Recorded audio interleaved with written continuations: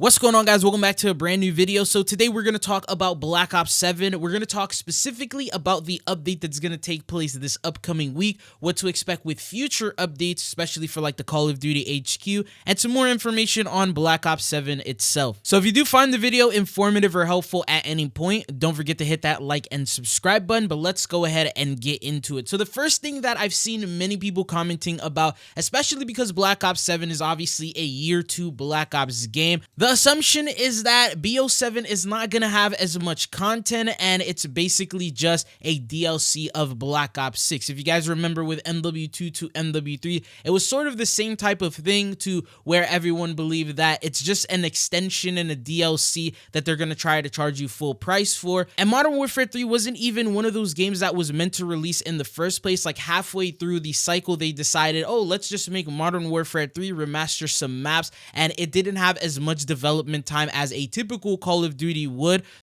And that's what started that whole MW3 is a DLC debate. Now, with Black Ops 7, people believe it's the same thing, but it's starting to look like it's actually not, because when you take a look here at the blog post that Call of Duty posted, they said Matt Cox, general manager of Call of Duty, talks more about planning behind Black Ops 7's full package of content, and here's what he said. The Black Ops universe is amazing. The creativity and imagination that goes into storytelling, the rich character depth, and the incredible moment-to-moment gameplay across all modes is really exceptional. And then he said, as a team, our vision from the start was to create a back-to-back series experience for our players that embrace the uniqueness of Black Ops sub-franchise. So what he's saying here is that from the very beginning of Black Ops 6 development, they believe that they were going to have a Black Ops 7 right after that, and you have to understand that Black Ops 6 has had the most development time out of any Call of Duty. So if they were thinking of Black Ops 7 3 or 4 years ago,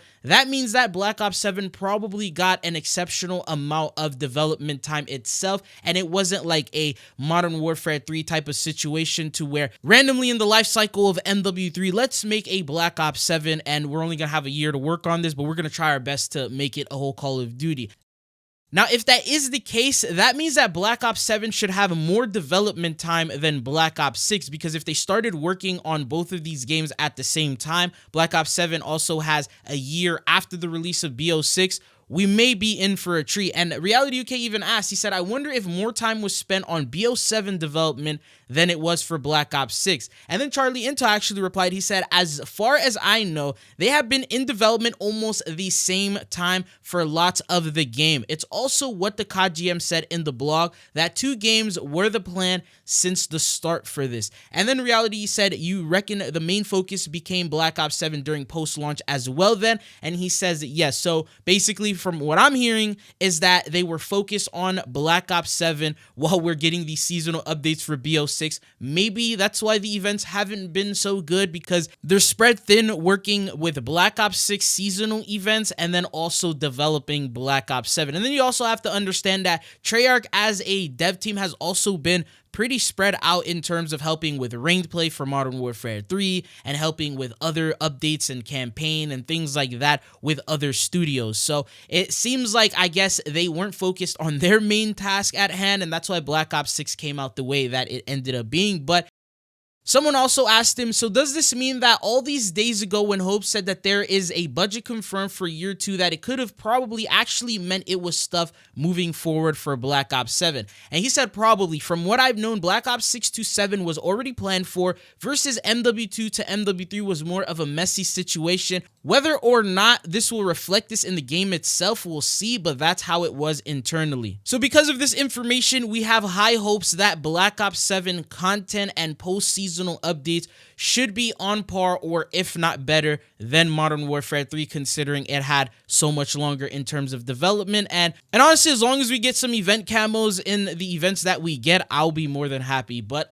other than that, let's talk about a new update that will take place this upcoming week. So as you guys know, pre-orders are expected to be launching at the end of this week on Friday, which is the 20th. And prior to then, we're expecting some sort of an update or something for Call of Duty HQ to take place. Now, if you guys recall, we did get a little like message of the day update as soon as Black Ops 7 marketing was revealed. So it was shown in the Call of Duty HQ saying, you know, embrace the madness, and like they gave us a photo and they showcased showcased that you can also get a calling card within there, and pretty much it was something that leakers weren't able to find and leak in the file. So it was like a playlist update that they just randomly dropped, and it showed Black Ops 7. Now following that means that we're also going to get another Call of Duty HQ update, and this is where it's going to start showcasing the pre-order rewards, the tab for Black Ops 7. And if you guys remember how Call of Duty HQ was updated the first time, adding Black Ops 6 to the menu to where you were able to check out everything that they had revealed. So the pre-order, the trailer, the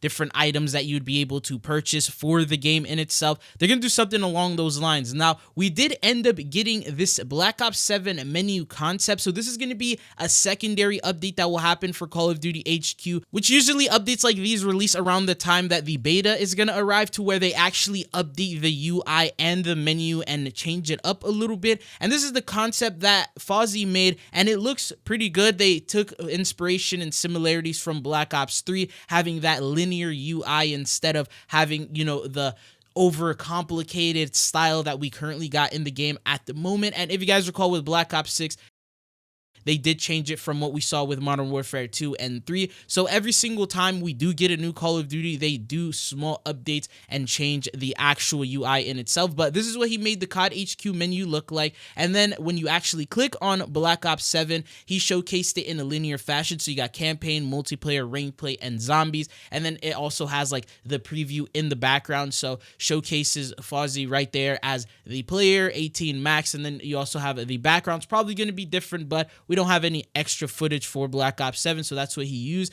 Then you go into like multiplayer and click on it. Now it shows in like the pregame lobby. This is the original BO3 loading screen, but just to, you know, as an example here, something that it could be instead of like the operators walking down as we currently got in Black Ops 6. And then he also showcased the zombies portion, to where you're able to start the game, change the mission, edit your loadouts, your operators, all linear yet again. And then it also showcases your gobblegums over on the right. So you're able to see the more important things right then and there without having to click so many different buttons to navigate through the current UI that we have in the game. And then he also has the levels and the menus and the prestiges and things like that all at the bottom of the screen. But what are your thoughts on this? This is pretty much, at the moment, just a concept trailer. Hopefully Call of Duty does make something along these lines. I remember from MW2 to MW3, they really just changed the colors and they did simplify it just a little bit. Then with Black Ops 6, they completely changed it. Hopefully here with Black Ops 7, they also change it up and make it a little bit more efficient.